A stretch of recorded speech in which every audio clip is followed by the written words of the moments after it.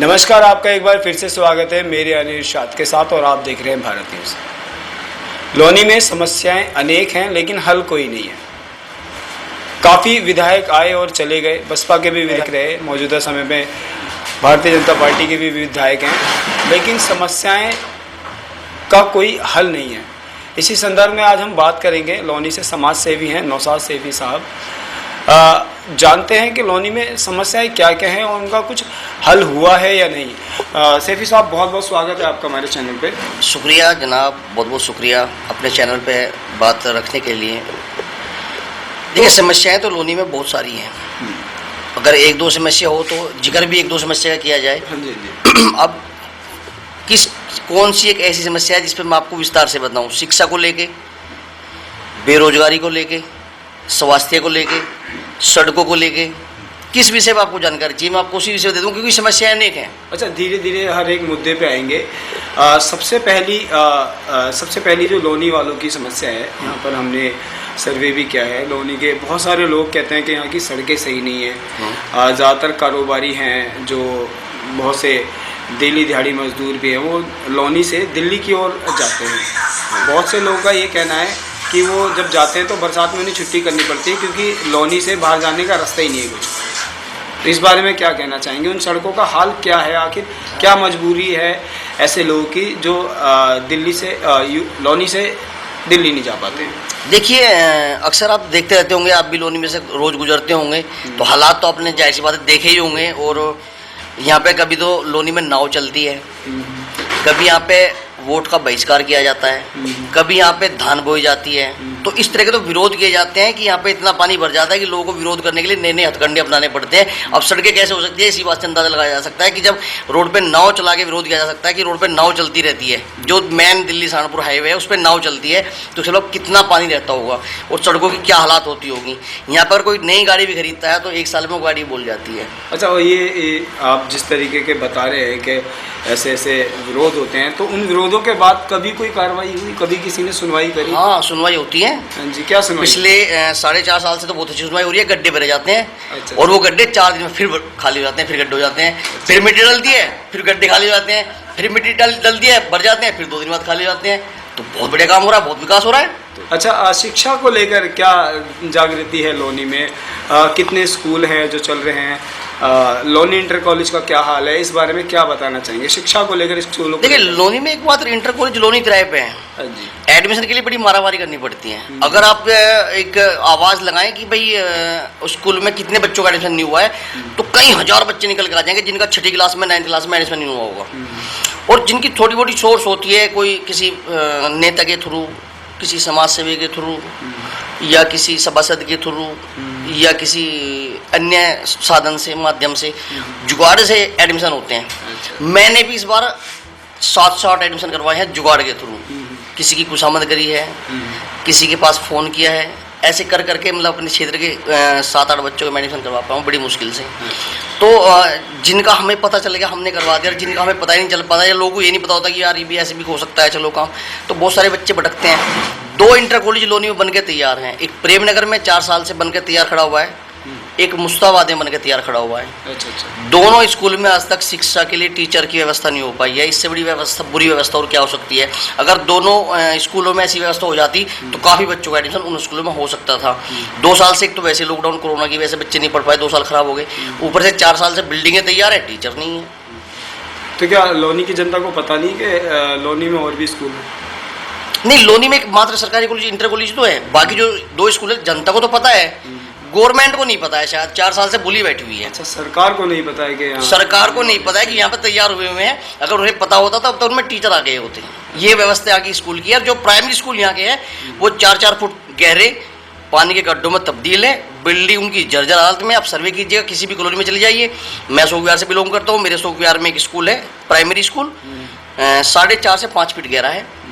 हल्की सी बरसात में बच्चों का आना जाना बंद हो जाता है। उसके सामने रास्ता भी नहीं है, कच्चा रास्ता है, पानी भर जाता है, बिल्कुल व्यवस्था ठप है शिक्षा की। अच्छा, यहाँ लोनी नगर पालिका के रास्ते के भी बता रहे हैं कि जर्जर पड़ा है एकदम। नहीं, नगर पालिका के बहुत सारे रास्ते जर्जरी पड़े हुए। हमारे अशोक विहार का रास्ता भी मैंने 3 महीने पहले धान बोई थी उस पर। अच्छा। धान बो का मैंने खुद विरोध किया था। मैंने खुद पानी में, इतने पानी में घुसा था, मैंने धान बोई थी, जो कि जो मेन रास्ता अभी नहीं बन पाई। इसमें नगर पालिका भी फेलियर है।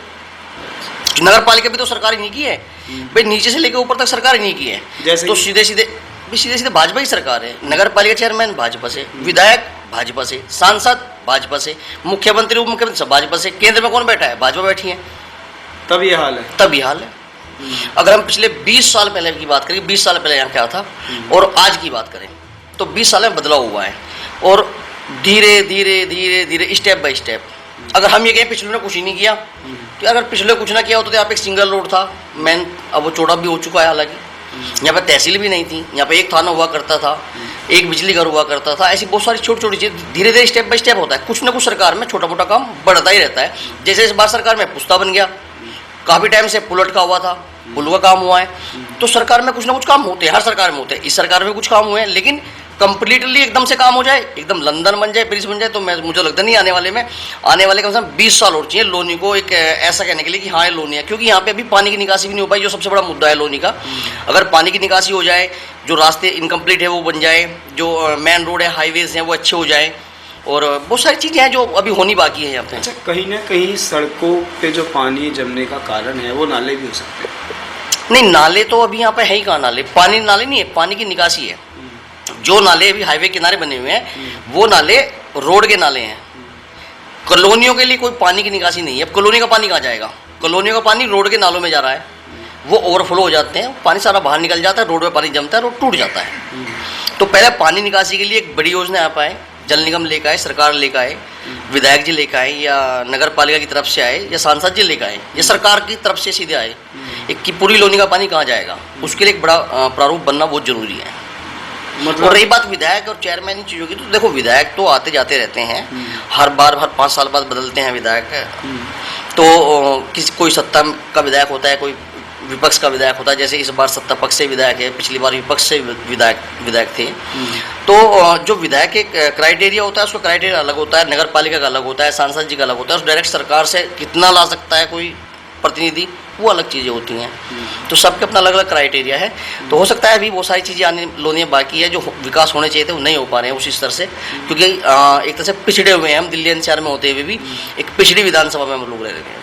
अच्छा, ऐसा मैंने सर्वे किया आज लोनी में, तो काफ़ी लोगों ने विकास, एकमात्र आप हैं या एक भाई और हैं, उनसे बातचीत के दौरान पे विकास की बात हुई, वरना तो और कोई आम आदमी को कह रहा है कि वो आएगा, सपा आएगी, बसपा आएगी, लेकिन विकास के बारे में अभी तक किसी ने बात नहीं करी। कहीं ना कहीं मेरे को ऐसा लगता है कि जनता विकास के बारे में खुद नहीं सोचती, बस वो पार्टी के झंडे के पीछे लगी रहती है कि नेताजी आएंगे, झंडा पकड़ाएंगे और उनके पीछे पीछे चलेंगे। देखिए मैं बताऊँगा क्या है, लोग विकास के पीछे क्यों नहीं लग रहे। पिछले 2 साल लॉकडाउन से गुजरे हैं, कोरोना काल चल रहा है, हर आदमी परेशान है। अब आदमी ने जिंदा रहना ही विकास समझ लिया है।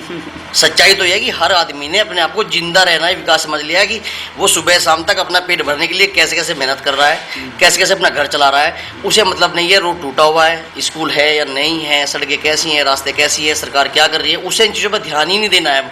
उसे तो ये देखना है कि मैं अपना रोजगार कैसे बचाऊँ, अपना कारोबार कैसे बचाऊँ।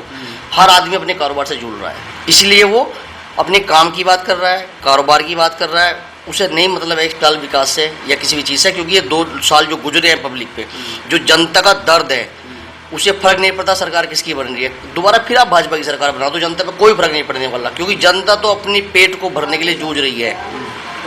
जब तक जनता की हालात ठीक नहीं होंगे, जनता सोच ही नहीं पाएगी कि करना क्या है, विकास करवाना है कि नहीं करवाना है। अभी जनता के दिमाग में ही नहीं है विकास करवाने की बात, क्योंकि जनता के दिमाग में अपना पेट भरने की बात है, अपने बच्चों को पालने की बात चल रही है।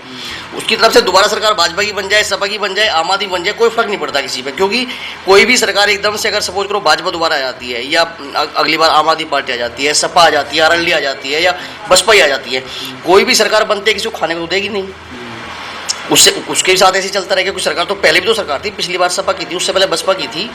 आदमी को करके तो अपना भी खाना पड़ेगा, कमाना पड़ेगा, कारोबार करना पड़ेगा, बिजनेस करना पड़ेगा, और बिजनेस चल नहीं रहे, कारोबार चल नहीं रहे, मजदूरी है नहीं, तो लोगों का ध्यान इस टाइम अपने कारोबार पे ज़्यादा है। ये सच्चाई है, बिल्कुल फैक्ट है। आप रही बात रैलियों की, झंडे डंडे उठाने की, भाई साहब झंडे डंडे उठाने के 500 रुपये मिलते हैं गरीब आदमी को रैली में जाने के लिए। तो उसके लिए तो बढ़िया चुनाव आते रहे, जीते कोई भी, हारे कोई भी, कोई फर्क नहीं पड़ता। और गरीब आदमी को 500 रुपये चाहिए, जो जाएगा रैली में झंडा उठाएगा। उसे नहीं पता उसने भाजपा का झंडा उठाया, उसने सपा का उठाया, उसने बसपा का उठाया, उसे मतलब है 500 मिलने चाहिए। तो ये चीज़ चल रही है। तो विकास को लेकर अगर आप सुझाव है सरकार के लिए तो क्या होगा? देखिए, सबसे बड़ा सुझाव लोनी में मैंने एक तो पानी निकासी वाली बात बताई थी। दूसरी बात, हमारे अशोक विहार के सामने, खन्ना नगर के सामने एक मिस्र के पिरामिड रूपी पिलर खड़े हुए हैं। आप देखते होंगे, रोज वहाँ से निकलते होंगे। और मिस्र में भी कुछ इस तरह के पिरामिड है, मिलते जुलते हैं। तो मैं तो उन्हें मिस्र रूपी कहूँगा कि एक तरह से उसके रूपी है। तो सरकार को यहाँ पे ना पर्यटक स्थल बना देना चाहिए, अच्छा, ताकि लोग दूर से नहीं देखने आए और सरकारी कुछ निकम हो, लोनी में एक इनकम का इजाफा हो, कुछ पैसा इकट्ठा हो और उस पैसे से लोनी का विकास हो। एक पर्यटक स्थल भी यहाँ पे लोनी में हो जाएगा। आखिर ये अजूबा है क्या जो लोनी में है? लोनी में का अजूबा। और मिस्र रूपी पिरामिड, जब हम नाम रखेंगे मिस्र रूपी पिरामिड, नाम ही कुछ ऐसा होगा के यार मिस्र के पिरामिड थे, ऐसे लोनी में पिरामिड है उसकी तरह के, तो एक अजीबोगरीब चीज़ होगी। तो लोग दूर दराज से देखने आएंगे कि भाई ये क्या चीज़ है। उसको एक टैक्स लगाया जाए, उसका टिकट लगाया जाए देखने के लिए, और आसपास में कुछ पेड़ पौधे से लगा दिया जाए, सुंदर सुंदर सी उन पर पेंटिंग कर दी जाए और लोग उन्हें देखने आए। कुछ उसके ऊपर कुछ झोपड़ी टाइप में इस तरह चीज़ बना दी जाए, एक दो वहाँ रेस्टोरेंट वगैरह खुलवा दी जाए, तो उसका 100-200 रुपये का टिकट लगा दिया जाए, तो लोन की इनकम बढ़ेगी तो उससे फिर विकास करवा लेंगे, सोच लेंगे सरकार भी। तो ये जो पिलर है ये कौन सी सरकार से खड़े हैं, कितने समय से खड़े हैं, कुछ बताएंगे? ये सपा गवर्नमेंट में काम शुरू हुआ था, जब से खड़े हैं। इसमें कुछ घोटाला वगैरह हो गया था, इसमें कुछ अच्छा। 400-450 करोड़ का घोटाला हुआ था। अच्छा। ये तब से खड़े ही हैं। अच्छा, अभी जो अखिलेश जी की सरकार थी, जी, जो पिछली सपा सरकार की, अखिलेश जी की सरकार थी, उस जब से खड़े करीब 455 करोड़ रुपए घोटाला इस पूरे रोड पे हुआ था, तो तब से खड़े हुए हैं। नहीं, ये जो अभी अखिलेश सरकार गई है वो या मुलायम सरकार के समय? अखिलेश के समय पे। अच्छा, अखिलेश के समय पे। अखिलेश के समय पे काम स्टार्ट हुआ था, ये तभी से खड़े हैं। और इस सरकार में 4.5 साल हो गए, ये अब तक टूट नहीं पाए हैं। 7,58,24,000 का एक टेंडर एक जेई ने दे रखा, एस्टिमेट मेरे पास है, उसकी भी कॉपी मैं आपको दिखा दूँ वो। तो ये उसके बाद भी ये गवर्नमेंट टेंडर नहीं कर पाए थे तोड़ने के लिए, क्योंकि गवर्नमेंट भी चाहती है कि ये चीज़ ऐसी ऐसी रहे। ये मैं आपको दिखा दूँ नज़दीक से, देखो। हाँ, 7,58,24,000 रुपये। ये अधिशासी अभियंता है, निर्माण खंड 2, लोक निर्माण विभाग गाजियाबाद। और 10/14/2020 में ये चीज़ें, ये लेटर जारी हुआ था सभी के लिए, ऊपर से नीचे तक जितने भी अधिकारी होते हैं इसमें काम करने के लिए, पास करने के लिए। अब तक ये इतना पैसा फंड जारी नहीं कर पाई है गवर्नमेंट, ये टूट जाए, रास्ता चौड़ा हो जाए और यहाँ पे तरक्की हो जाए। तो इससे बढ़िया कि इतने पैसे खर्च ना करके यहाँ पे एक पर्यटक स्थल बन जाए, तो उससे ज़्यादा की इनकम हो जाएगी, लोनी का विकास हो जाएगा बहुत अच्छा। तो ये थे हमारे साथ नौशाद सैफी, समाज सेवी हैं और काफ़ी समाज की सेवा में जागरूक रहते हैं और आगे रहते हैं और काफ़ी चिंतित रहते हैं लोनी की समस्याओं को लेके, लोनी की समस्याओं को हल करने के लिए। काफ़ी समस्याएं अनेक हैं, लेकिन